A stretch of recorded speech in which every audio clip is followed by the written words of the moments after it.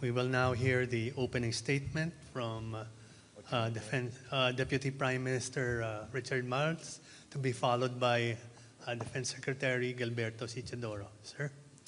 Well, thank you. And let me start by saying what an honour it's been to be here in Manila today, to be with my good friend, the Secretary of National Defence, the Honourable Gilberto Teodoro.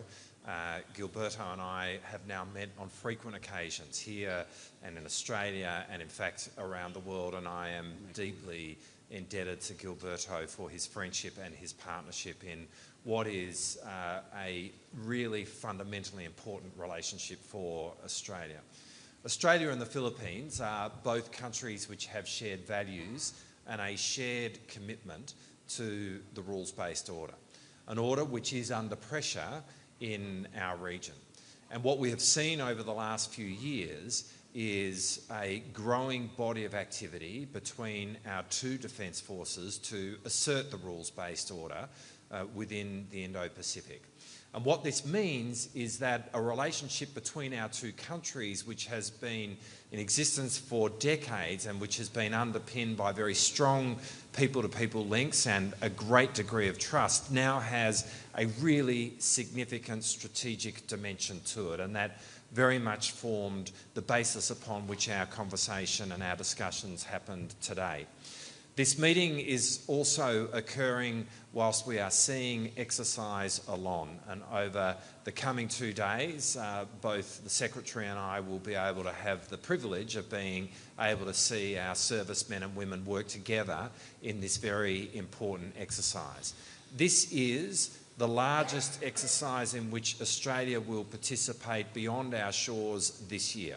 It's an exercise involving more than 3,500 personnel, principally Australian and Filipino personnel, but also including US and Canadian forces. There are about 1,600 Australian personnel who will be participating in this. HMAS Brisbane, one of our air warfare destroyers, will be present in this exercise. There will be infantry components as well as Air Force components. We will have F-18s, Growlers, P-8 aircraft.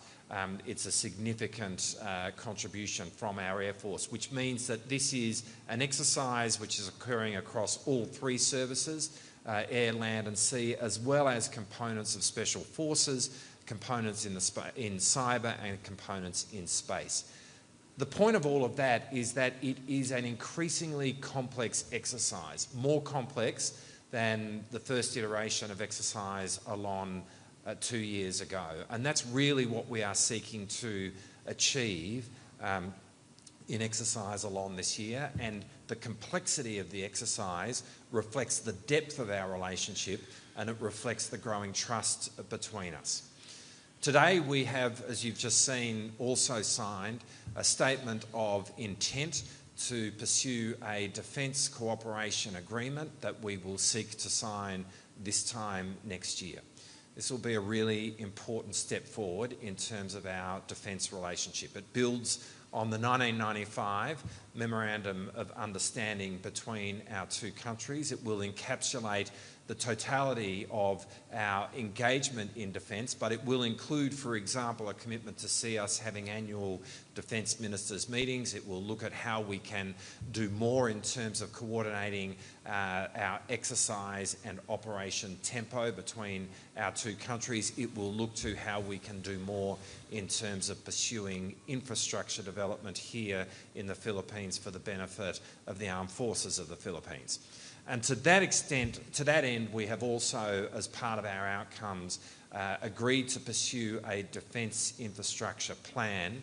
Right now, Australia is pursuing 8 different infrastructure projects across 5 different locations here in the Philippines. And we've agreed now to establish a plan between our two countries which will guide the way in which our infrastructure investment is pursued over the coming years to see greater infrastructure here in the Philippines for the benefit of the armed forces of the Philippines.